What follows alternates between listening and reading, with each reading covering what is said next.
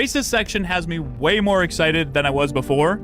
The fact that it's like a mix of Resident Evil 2 Remake and Resident Evil 7, that, to me, you could make the whole game like that, and I'd be happy. Yeah. I would 100% be happy. So her section has me a lot more excited. The fact that she's got ink ribbons, typewriters, item boxes, classic Resident Evil style, that is perfect. Leon's section, he's got an attaché case, so they got two different inventories, and his is much more action heavy with no saves. I can't wait to see how this game flows, because if I had to say my biggest concern is how is it going to be balanced, because it's so different. If anything, I feel like this could potentially be the biggest Resident Evil game of all time, but at the same time, the most polarizing Resident Evil game of all time. I remember when 4, 5, and 6 came out, the fandom like split. And we got an entirely new fandom right next to the classic fandom. And a lot of people liked both, but a lot of people didn't like one and the other one didn't like the other. Right. You know what I mean? And I feel like this game is like, I think it's going to do really well. I think it's going to be well received, but I think it's going to be very polarizing. I definitely think it's going to be the top selling game, though. Yeah, I think so, too. They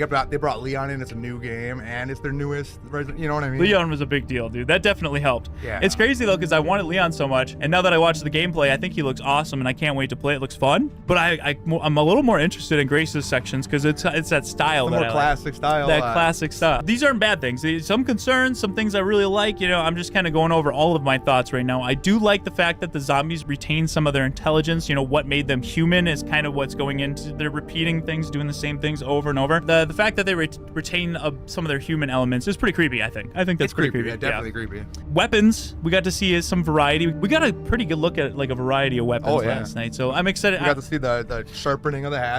The sharpening of the hatchet. So that means you're probably gonna have to collect sharpening stones or. That makes sense. Something. Yeah, something to sharpen it. I always love the weapon variety in Resident Evil, so I'm looking forward to a big variety in this. There will be weapon upgrades. We did see that you can upgrade it. One of the most interesting things is no merchant, but Leon collects the antique coins just like you did in 7. So we're gonna have bird cage upgrade systems similar, like that style. Vending machine system kind of. Vending machine, yep, where you don't have a merchant, but you find something, you put the antique coins in. I don't think Grace would have like a weapon upgrade thing. I think that's gonna be like Leon. I mean, it really, though, the more I talk about this, the more it feels like it's 2 games in 1. Yeah, it really does. I hope it's not bloated, and I hope it's well balanced. And what I mean by bloated is, like, I just don't want the 6 effect where there's too much. That was so much, you know, too much. Too much. But that was all action. Even when it wasn't action, it was action. This is survival horror and action. It's like taking Resident Evil 2 Remake and mixing it with Resident Evil 4 Remake. The game's gonna be, but if I had to have it my way, I would have like Grace's be A scenario and Leon's be B scenario. I would rather do scenarios. I like that better. Oh, you're saying for a DLC? No, I'm just saying for the game. Oh, yeah. For the game, because like I don't know, maybe it's perfect the way it is, like jumping back and forth, but just for safety, I'd like to go with A and B scenario. But yeah, so we got 42 days and it'll be out though, so that's exciting. Like I said, I was already gonna get it. I'm glad they did show some more gameplay though, because I was very curious when they announced Leon. It was very brief that they showed gameplay in that last trailer. So to see all the gameplay now, it's like it confirms that his part will be very action heavy, but it does also reassure me a little bit that it won't be too over the top. Like, yeah, it looked over the top, but it wasn't like 6. I think it's gonna be like 4 Remake. If it's like 4 Remake, I'm happy. Just with a couple new moves. Oh, if you want to talk about gore, they got the gore back, baby. That I love gore when they good. came behind him with the hatchet. Just head off. That was pretty cool. That was sick.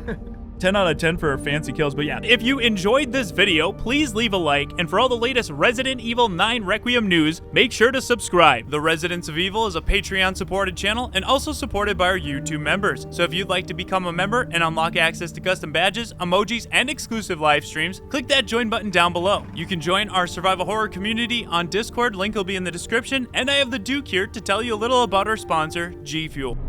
Do you have need of anything for the road ahead?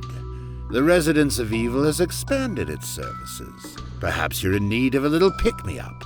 I recommend the G Fuel. You can even get a fair discount if you use the code ROE upon purchase. And as always, we thank you for your patronage, stranger. As always, thank you guys so much for watching, and we hope to see you back at the Residents of Evil.